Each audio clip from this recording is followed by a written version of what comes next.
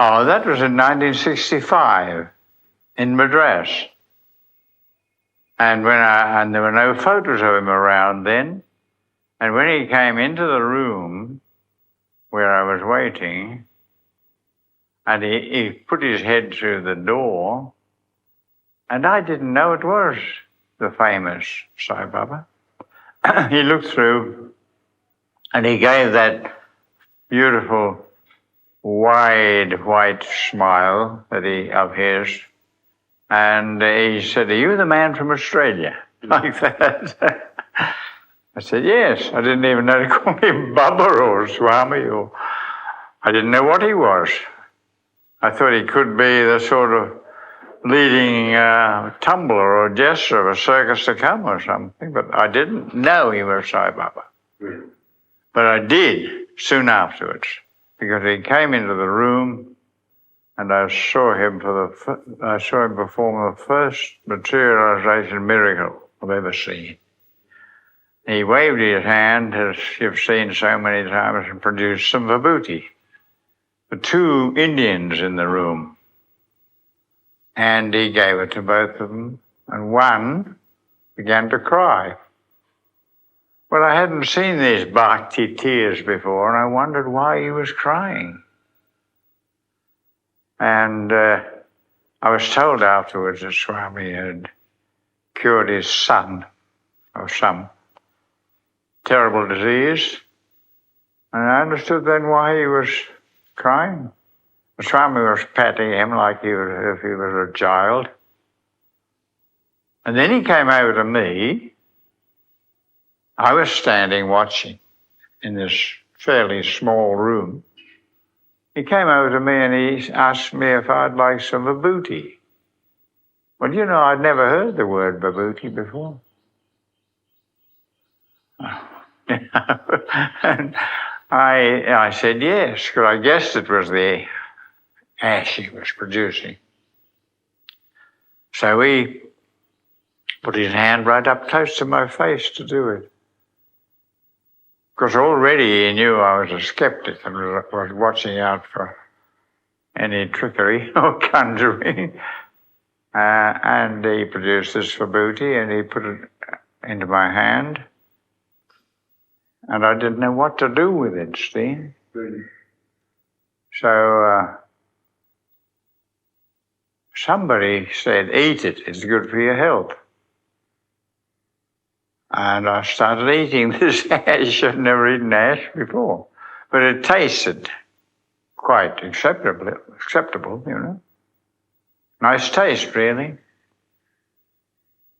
And so he said, when I was told it was good for my health, I remember that Iris wasn't too, in fact, not Iris was back at Theosophical headquarters in, Adia. And she hadn't been well enough to come. So I thought I was going to take some home to my wife, Swami. She's not well. I didn't call him Swami at all. I didn't know. I guess by then he was Sai Baba, you see. And I don't know how I addressed him. And he said, "Bring her tomorrow at 5 o'clock. She had hepatitis, actually. She was very sick. And so he said, "Bring it next tomorrow at 5. That was the beginning.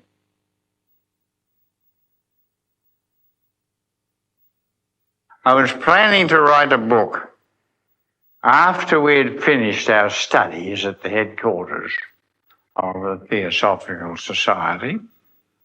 It was a 6-month course of study in Sanatana Dharma, in the ancient wisdom of India, really. And we were planning then to travel around India, contact different teachers and ashrams, and we had addresses given to us. And I thought I would write a book about the different ones. It was that man who wrote the famous book called In Search of Secret India. And then when I went to Puttapati for the first time. And if I described Puttapati as it was then, I'd take the whole of this program. So I won't. But I was sitting on my bedroll just outside the door of dear old Kasturi, you know. He was a kind of a welcoming official for the ashram. He had no official name. He was just writing about Swami, you see. But when people came, he usually met them at his Kasturi. So I was sitting there thinking, and it was evening, and Kasturi said, I can't give you a room until I see Baba. He used to call him Baba. He said, I don't know which room to give you. He wants to give you. So he said, you'd have to wait a while. So I'm just comfortably on my bedroll. The sun was about to go down, a beautiful sunset. Just other side of me, in the Mandir, which was much smaller than it is now, was a sound of bhajans, beautiful sound. While I'm sitting there listening and looking out at the red sunset, I thought came into my mind, I'm sure I think it would have been from Swami anyway. I thought, I can't just give a chapter of my book to Sai Baba. I'll have to write a whole book about him. And I was sure then that I had to do that. And Swami was still in the prayer hall leading the bhajans. Kasturi was wandering around. When Kasturi came back, I told him of my great decision to write a book. Because he'd already written the first part of the life of Sai Baba in English. And he said, oh, well, that'd be nice if it happens, you know, in a very kind of skeptical voice. I guess other people had said the same thing. But anyway, he didn't believe me at all. He thought I was dreaming and just hoping and wishing I could do it or something. And I'd never met him before. I left then, and he showed me to the room Swami said I should have. And that was in the only little guest house that then existed, just behind the Mandir on the ladies' side. Okay? And it was a nice little place, you know, with that strong wire netting. It's stronger than netting. What do you call it? Sort of storm wire or something. Not the kind of thing you could break through with a wire cutter or anything like that. And very broad veranda. And on this broad veranda, there were 3 units for people. I was given the first one. And I went in and I found there was a good, beautiful, soft bed with sheets and blankets. I was used to ashram life that was pretty rough. I'd been around the north of India by then. And it was very comfortable. But I want to answer your question about how I started the book. Yes. I was coming to that, you see. So anyway, I settled down in this room. Which book was that? Man of Miracles, the one that's moved the world, apparently. In the morning, Al-Kasturi came up to my room. And he had books under his arm, 4 or 5, I suppose. And he said, I told Swami what you said about writing a book on him. And he told me to bring you, Murphet, any books that are written and were in English for you to read. So here they are. And I said, now what do I owe you for that? He said, nothing. Swami said to give them to you. So I had a few books to read.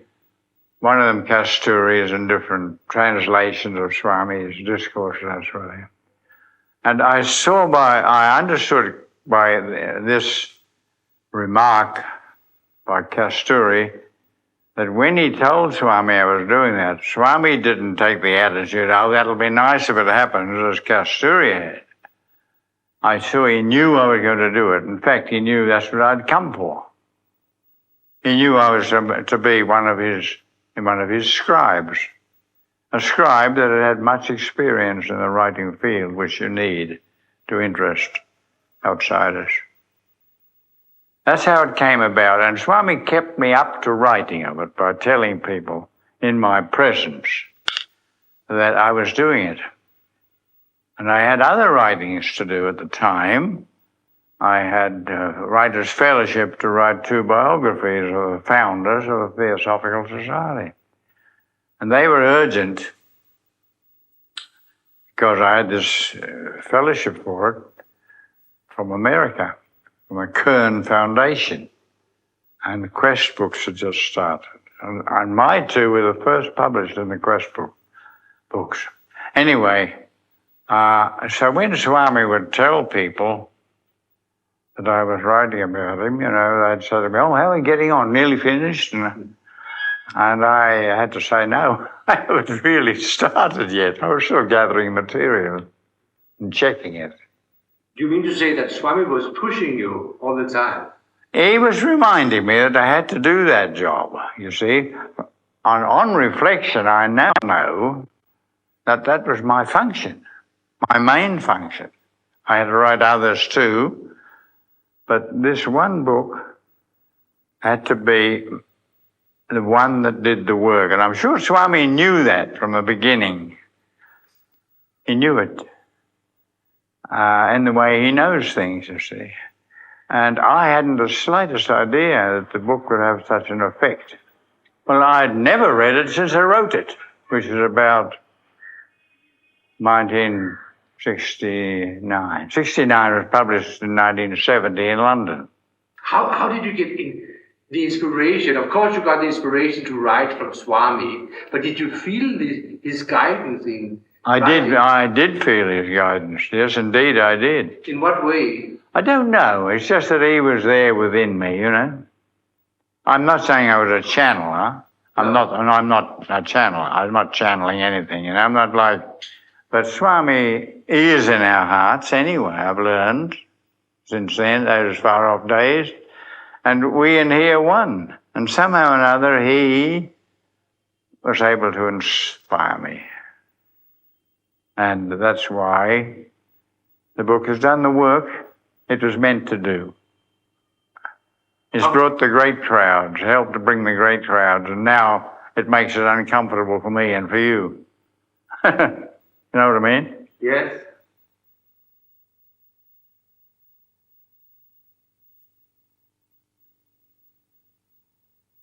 Swami gives you things for a purpose. I tell you what I should do is to tell you about 3 different types of miracles that I experienced in the early days. One is a transformation of something into something else. That's the connection with this ring. The other is a transmutation of one type of matter into another. That's the most convincing miracle I had in those days, because I was still a skeptic, you see. And the other one is a teleport, something that comes from a long way away. It was something very appropriate. I'll tell you about those 3. Start off with the ring. Can you show me that? Yeah. Up. It's beautiful. It's a diamond ring. Yeah. Well, Swami took about maybe a dozen of us, men and women, to a place north of here called Horsley Hills, up in the hills. And we were staying at a place there called Circuit House. And a sort of place that's usually used by ministers of the government, definitely, to go there or take the guests, bringing their own staff. Not a guest house as we know it, because you have to bring your own food and your own staff, workers. Anyway, we got it because of Swami, but there was a man called Ramanathan, T. Ramanathan, I think it was, and he was a district engineer of that area. And when this circuit house was not being used, it was available, he got it for Swami. See? And Swami invited a few people, including Virus and myself, my wife Virus and myself. And he drove us up there. But that's also something that has its funny side, but I'll skip over that. And here we are at Circuit House, and it's a place where all the units open onto a balcony, and the balcony overlooks the garden overlooks the bush, and they're beyond the countryside, you see, because they're pretty high up. The next morning, one of the party, there were two young men in the party. I remember the name of one was Om, and he was the son of one of the families had a lot of big bakeries, and then they opened a ice cream shop called Joy Ice Cream. And Om now is married with a family of his own, living near Brindavan, Whitefield, and he runs a factory. But at this time he was a young man of about maybe 18, and there was another young man with him. They were part of the party. And either Om or the other one came in and said to me, Swami wants you to go into the garden. So I thought, fine. Walk with God in the garden, what's better? So I went out and I found Swami walking around, and he's only company with the two young men. And then I walked with him, and there were some photographs taken by one of the boys. And Swami, I noticed, every so often he would pluck a berry or something from a bush we passed in the garden. And he'd examine it, and he'd throw it away.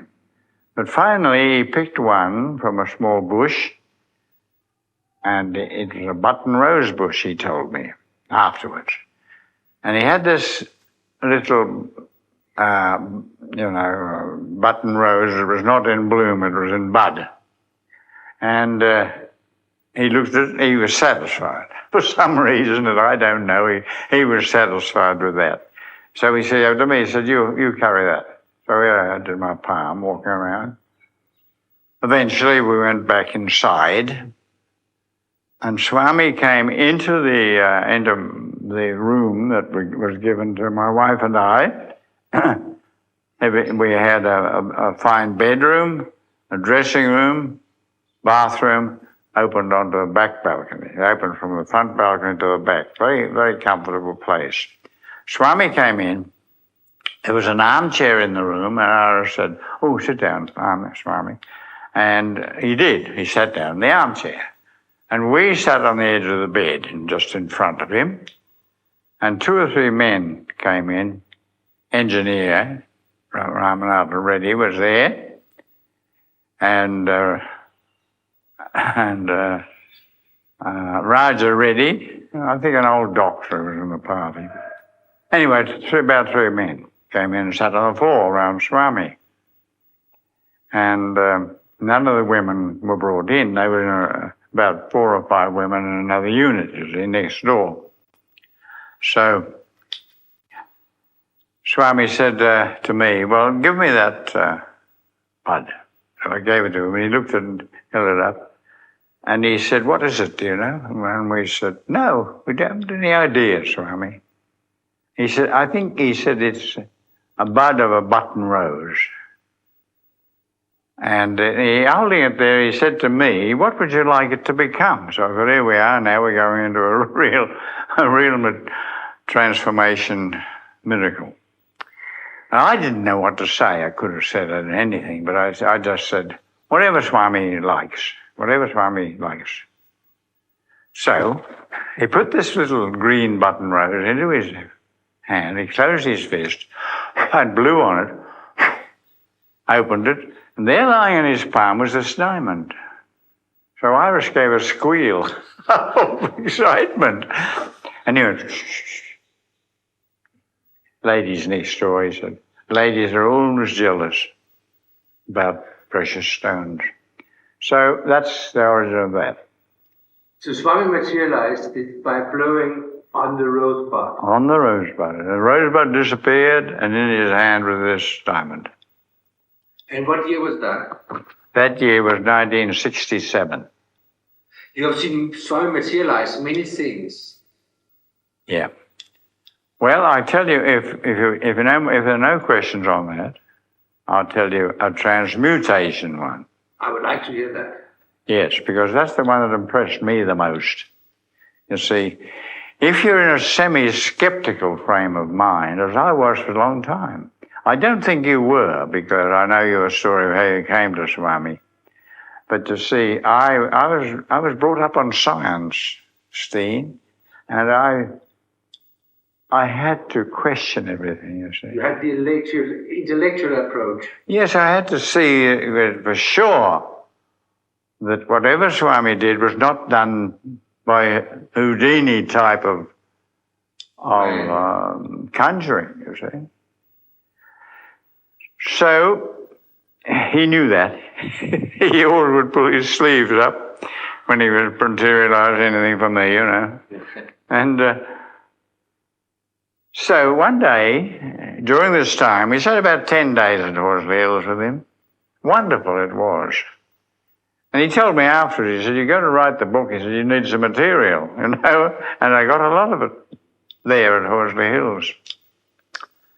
So we're walking about outside Circuit House on the ground, you know, and there was scattered a lot of broken bits of rock. And it was granite rock, you know. Not the black granite like we walk on every day here, but different colours in it, pink and different ingredients of the granite were showing very well. And they were just scattered on the ground as we were walking about, talking. Swami was walking around, we were going with him, the whole party of us. And presently he picked up a piece. It was several times he picked up a piece of granite and threw it away. He has to select whatever thing he wants to work with. So finally he picked up a piece about, maybe, 6 inches? Yes. Long and about 3 or 4 inches broad and thick. And carried it in his own hand. We went straight into one of the bedrooms. I think it was one that girls were occupying, and we all sat down. Swami sat down on the carpet, cross-legged, and we all sat in a circle. And he started, as he used to do in those days, teaching us spiritual truths about life and how we should live. He used to, in those days, any miracles he performed, he usually gave you a little talk first about, the spirituality, that is the reality of life, and the way he wanted people to think and to live, what he's been teaching us all these years. He'd talk a little bit about that. But while he was talking about it on this occasion, he was playing with this bit of rock. Just sitting on the carpet, he'd throw it up a couple of feet in the air and let it fall onto the carpet. And a number of times he did that. And I was sitting, maybe about 2 meters away from him on the carpet. And we were all in a semicircle, and I got the closest. He used to let me do that because he knew I was trying to, find out about his miracles, to write about them. So, after a while, he just bowled this piece of granite over to me, a jagged piece of granite, and He said, "Can you eat that?" Just like that, "Can you eat that?" I picked it up. His hard joint. I said, I made some remark like, "Not with these teeth, Swami," or something. And then I sent it back to him. I thought, now something's going to happen. Why did he ask me, can I eat it? So, when he got it back, he just threw it up again and let it fall on the carpet once. And then he did the second time. And I had my eyes fastened on it, you know. My sight was screwed right on that piece of granite. See, that he wasn't doing anything that Houdini would have been pleased with. So, second time it fell on the carpet, I was watching it, it was only about a couple of meters away. I could see a slight change in its colour. And, but there was no change in its shape. It was the same jagged piece of rock in shape and appearance. Not the slightest change in shape, which was a good thing, because otherwise I might have thought that he'd somehow or another substituted one for another. You know what I mean? Sure. It remained just that piece of jagged rock in appearance. And he picked it up, and I could see it had gone a little bit lighter in colour. And he sent it back to me again and asked the same question. Can you eat that? I could see then it was no longer granite rock, it was sugar candy. And he broke a piece off to give each of us. That's what I call transmutation. He changed the matter completely, the atoms in that rock, to turn it into sugar candy. So that was the one that convinced me, more than anything else, that Swami had this divine power of changing the nature of matter itself. So when we walked out afterwards, he and I went out on the balcony. We were leaning on the banister of the balcony, looking out at the great line of hills. And I remembered the song about the Big Rock Candy Mountains that was popular when I was young. So just for a joke, I said to him, "Turn the whole of that hill into sugar candy, Swami." And you see, he knew I was joking, but he wanted to show me something, teach me something there. Very important. He didn't say, "I can't do it," because he could have. You know, that's the nature of miracles as taught in the Course in Miracles. And so he said, "No," he said, "I don't want to interfere with the work of Mother Nature too much." And that was the answer. Well, the other one is what is known as an apport or a teleport, you see. And what does that mean? Well, you see when I tell you the story. Now, he said to me one day up there on Horsley Hills, he said, "What year were you born?" And I said, 1906, Swami, 1906. He said, there was a special coin minted in America that same year you were born. He said, it's a coin that's not in circulation now, and it's a special one. I found out afterwards why it was called. He called it special. He said, "I'll get you one. I'll get you one." He didn't say, "I'll make you one." He said, "I'll get you one. I'll get you one tonight," he said, when we're back in the building. And so that evening, he came into our room again, and he said, "Now I'll get you that coin." And he was waving his hand in the usual way, palm down. And he said, it's coming. It was a little bit longer than he takes to produce for booty, but not long. Well, you say 2 seconds, 3 seconds. And he closed his hand on it and told me to open mine, and he dropped into my palm a golden $10 American $10 piece, see? Mm-hmm. I'd never seen one before because they're not circulation. He told me I wouldn't give you this if it was in circulation, but it's not. Now, I was very thrilled with that. And through his grace, I had the opportunity later on in America. I was staying with a coin collector, an expert, who was the brother-in-law of the famous Elsie Cowan. And when we were first evening there, he wanted to know this story about the coin. And I told him. Now, his name was Carl something. And he wasn't that interested in Swami's apports, but he was very interested in that coin. So I got it out of my bag and showed it to him. And he examined it very carefully. And he noted all the points of 13 stars and different things on it, and a little S that was hardly visible. And he said, yes, that coin was minted in San Francisco in 1906, the year you were born, no doubt about that. And he said, they're very difficult to get. He went and got his catalogue and told me how many were minted that year. Much fewer than most years. That's why Swami said it was special.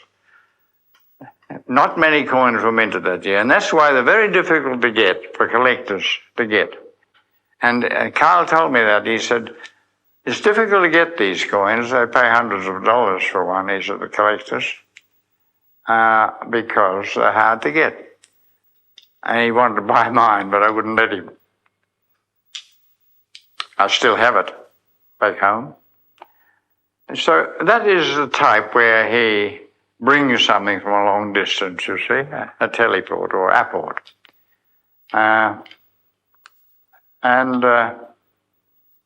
I think that's all I can tell you about that coin, except that I knew it was a proper coin, minted the year I was born. Swami had not manufactured it, which he probably could do, you know, but he had not done that. It was an apport. So this is three sorts of miracles. Yes, it was transformation, like when he transformed a button rose into a diamond. Transmutation, when he changes the actual basic material, as in the rock, making it into sugar candy, and one in which he brings something from a long distance away.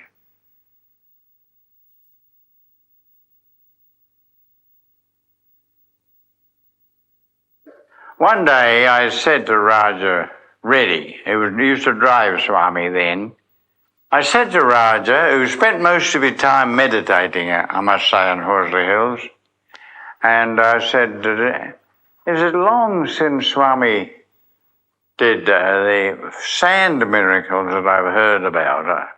And Raja said, yes, it's a good while. I said, I hope he does while we're here. Well, you only have to say a thing like that and go straight to Swami. I don't mean Raja Reddy told him. He doesn't do that. He didn't do that sort of thing. But Swami picked it up himself, you see, that I wanted to see the sand miracles. And it's very educating, really, these sand miracles in the business of miracles, you know.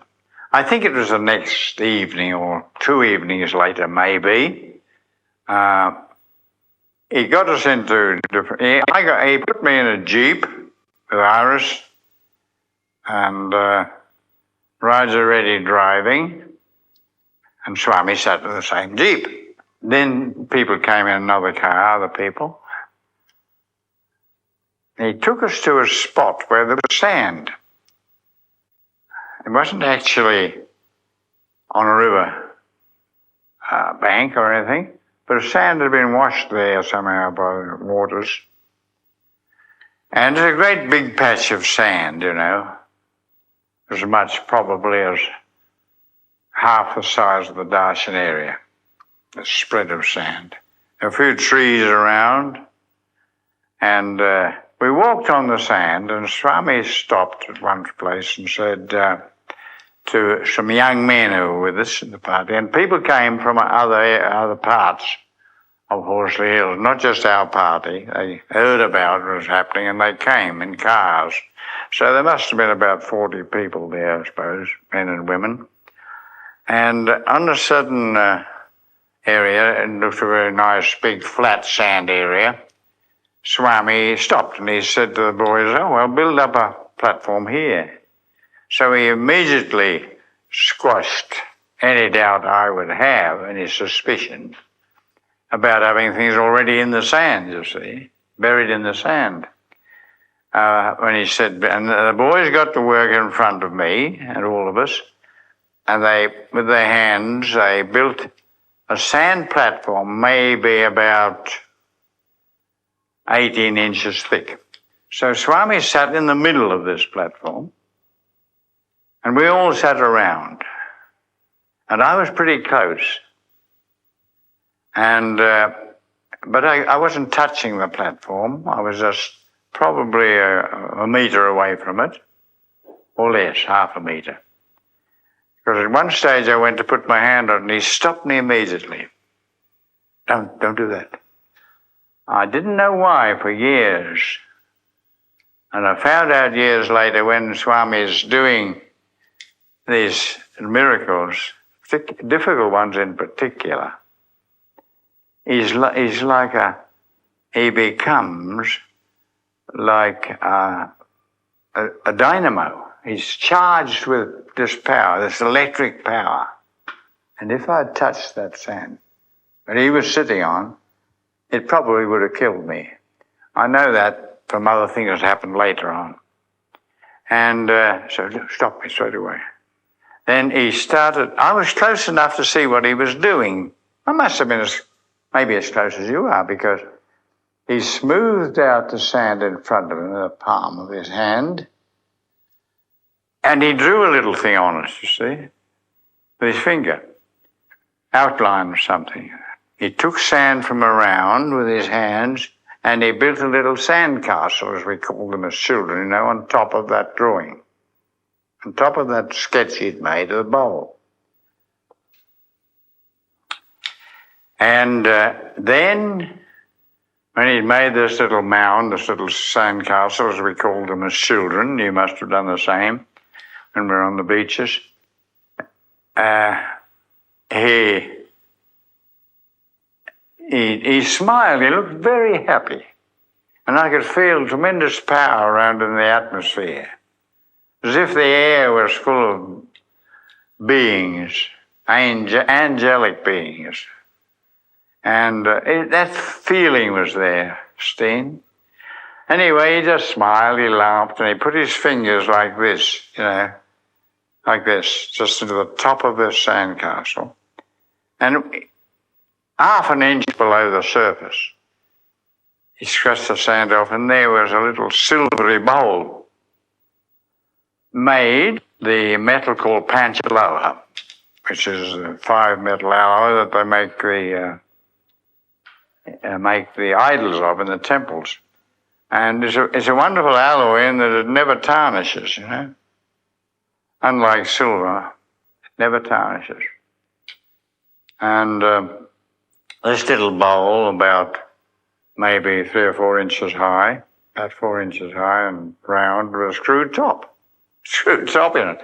He took it out and he unscrewed the top, and the perfume that came from it was just simply marvelous. And it was heavenly. It was the nectar, you see. We call it amrit, but the amrit that comes from pictures and all that now, that's very weak compared with what was in that bowl. And he just had to open it for the air to be full of the perfume of this nectar of the gods. And then he put it aside, drawing something, flattening it out of the sand, mound of sand, put his hand in it and drew out a little golden spoon. Then he stirred the liquid inside the bowl, and the bowl was carved. It's like the first ring he gave me, which was made of panchaloha with carvings on it. And Swami went around giving a spoonful of this nectar to all the men. When he'd finished the men, he said, the ladies can wait till later, because the ladies were mainly from the circuit house where we were staying. And so then he produced other things. Can't remember all of them, but by the same method, drawing something, flattening it out of the sand, drawing something, piling up the sand, and then bringing out of the sand photographs, japamalas, other things. And after a while, the atmosphere was heaven. It wasn't earth at all. Anyway, when after he'd finished, and everybody went home, and we went, he gave me this little bowl to carry. I carried it very carefully up in the Jeep as we drove up to Circuit House. It still had a bit of sand on its surface. And as soon as we got upstairs, he took it from me, and he went into the ladies' apartment, and Iris went in too, and he gave them Amrit. And then she came back and she said, we did even better, we had 2 spoonfuls each.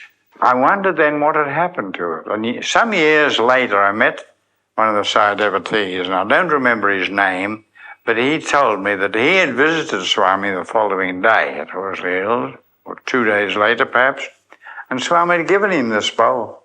And he said even then it was still full of Amrit. So that to me was a very memorable thing because of the effects of the Amrit and the taste of it and all the other aspects.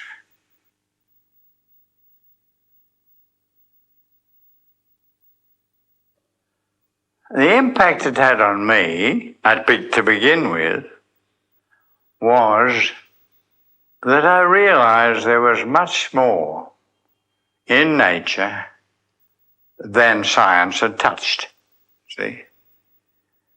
And even that great scientist who's now dead, who was a follower of Swami, Dr. Bhagavantam, he said the same. He said he saw Swami doing things and saying, hey, that breaks the laws of chemistry and physics as I know them. But he said, I couldn't say, well, it doesn't exist.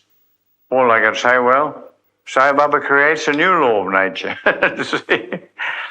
So, yes, well, that was you see, I'll put it this way, Steen. During the course of wisdom, ancient wisdom, before I met Swami, just before, one of the lecturers who was president of the Theosophical Society was talking about that consciousness is the number one thing. And we know now, Swami tells us, God is being, consciousness, bliss, ananda. 3 things. So you see, consciousness, we know, you and I know, that consciousness came before physical matter. In fact, you could say consciousness, the consciousness of God, creates this universe. Now, science was maintaining in my day that, but maybe you laugh at this, but this is what they were teaching when I was learning at high school and places, that consciousness comes from matter. You see, matter is first, consciousness comes out of matter. They had it quite the wrong way around.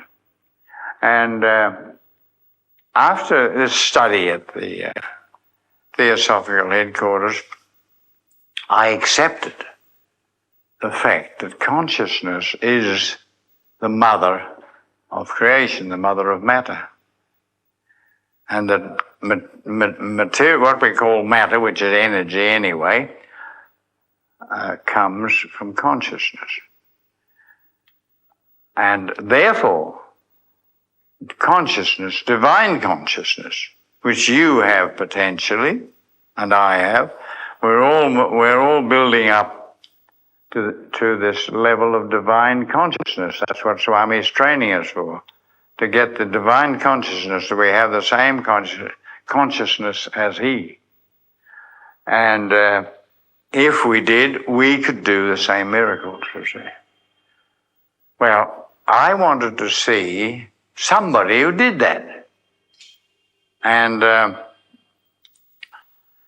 lying on the beach, I'm going back now before Horsley Hills and before I saw Swami even, back to the days 1965, before Swami came to Madras.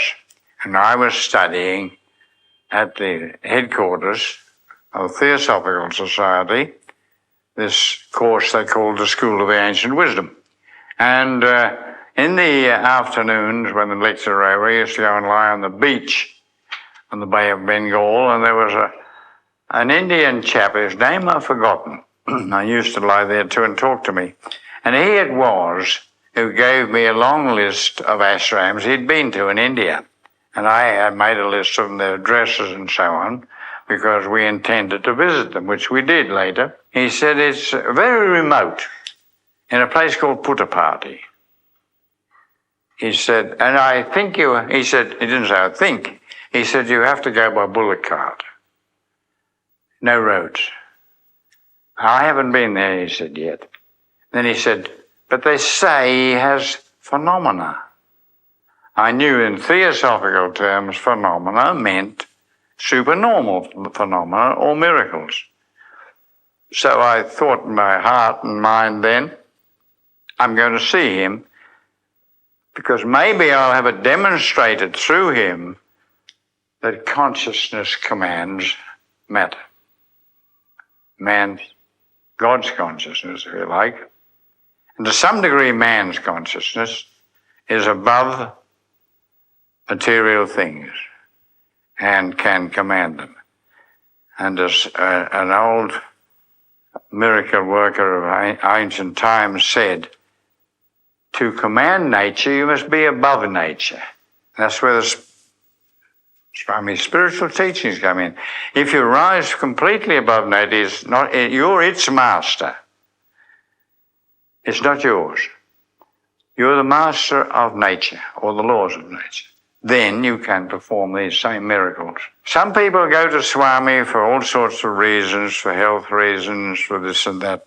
I went primarily for a demonstration of that truth, that consciousness commands matter. And I saw it the first time he went like this and produced vibhuti. See? Another thing I learned at the School of Wisdom was that whereas the masters of the Great White Lodge and other great beings can, to some degree, command nature and perform miracles. Some can't. But it was taught also in this course that whereas great yogis, great adepts like the masters, can perform a certain number of miracles for a certain time, but they mustn't overdo it or they lose the power. This was taught to us. And the teacher, who was the principal of and the president of the Theosophical, he said the only being that can continue to perform supernormal phenomena, which we call miracles, is an avatar. And that is one, to my mind, that is one of the proofs of an avatar who can go on all his life, as Swami has, every day, materializing something, transmuting something, and he never loses his power. And that's one of the many proofs we have that he is an avatar. See? And probably other better proofs, but that's one of them. And he's here to change the world. I believe he's here to change the world by changing consciousness. By changing your consciousness and mine and lifting to a higher level, will change the world. No doubt about that. And it's on its way now. And you know the book written about the critical mass? You know about a critical mass as in science? You know, if you've got enough mass of something, it will change to a greater mass. That's the critical mass, right? Now, when we come to the point where the critical mass has been reached in Swami's work, and others are helping him on the other higher planes, you know, he's not alone in this. Great ones are helping him. Some of them are very, very great ones. I've forgotten how many there are, but there's a large number on what Sir George Trevelyan used to call the force field of light. It's powerful, that force field of light that's working against the darkness of ignorance, you see, and vice and so on. And this force field of light, Swami's at the spearhead of that, I'm sure. He's the avatar on earth, but around him, some on earth, we're all helping him. You're helping him. Everybody who's playing a good part in his mission is helping him. And, but on the... Are we helping him, or is he directing us? Oh, yeah, we're helping him. He's directing us, but to some degree he's directing us, sure. But we have our own will. I'm not going to get into that discussion, but I know we have our own will. And therefore, you could turn tomorrow and say, I'm fed up with all this nonsense, and walk away. You have the will to do that, buddy. But Swami holds us as much as he can, but I know people who've walked away from him, misunderstood certain things, and shown their own pitiful ignorance, I think, because we should not try to judge God. And that's a great temptation when he does something that we feel he should have done something else, you know what I mean? He should have done this, he shouldn't have done that, he should have done this. But our consciousness is so much lower than the divine consciousness that we're very foolish to judge him. And that's the first thing we must learn. Do not judge God. Just accept what he does and surrender to that. And surrender to him. Otherwise, you'll never reach the goal we're aiming for. Surrender is the first thing. Surrender to God. Even though you might feel he's not doing what you want him to, he's walking past you and talking to somebody else, or something like that. Or he might say something you can't agree with, but then you must remember that he sees so more deeply into many dimensions of every situation. That's what I think, Steen. Some people in the outside world might wonder why he can say this is his 72nd birthday when he was born in 1926. We would say in Australia or in Denmark that he's 71, wouldn't we? And I know that I'm 91. But I know Swami says I'm 92 and he is 72 because he counts the day you're born as your first birthday. And a lot of Indians do that. See? He took me in a few times when I first came, just alone, private talks. And he said, what's your age? And I said, Swami, you were born in 1926. I was born in 1906. I'm 20 years older than you. And therefore, if you're 72 this month, I'm 92. And he smiled, he said, yes, you're 92. You're 92, he said. Next day, he went out of the balcony on the veranda and told people that I'm 93.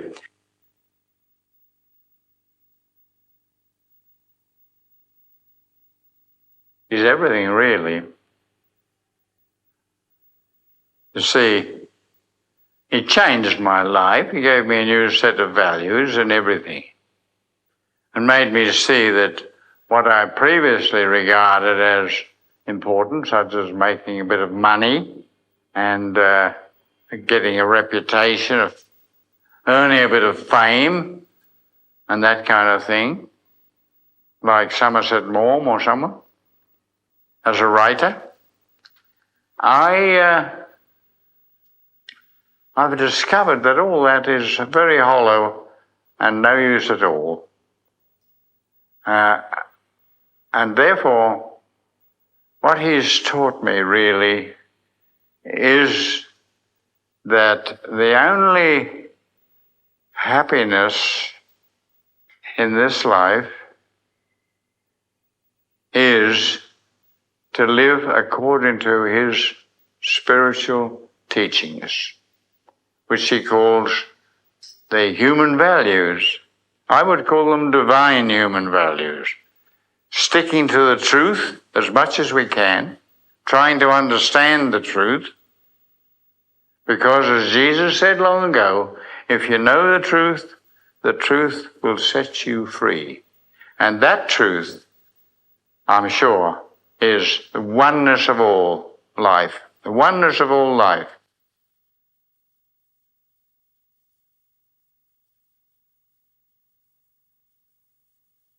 I feel very happy about it, Steen. Very, very overjoyed, really. Because there's so many tell me I brought them to Swami. All I've done is to open a door and Swami's called them through. But I feel very satisfied. I feel I've done something in my little life for God.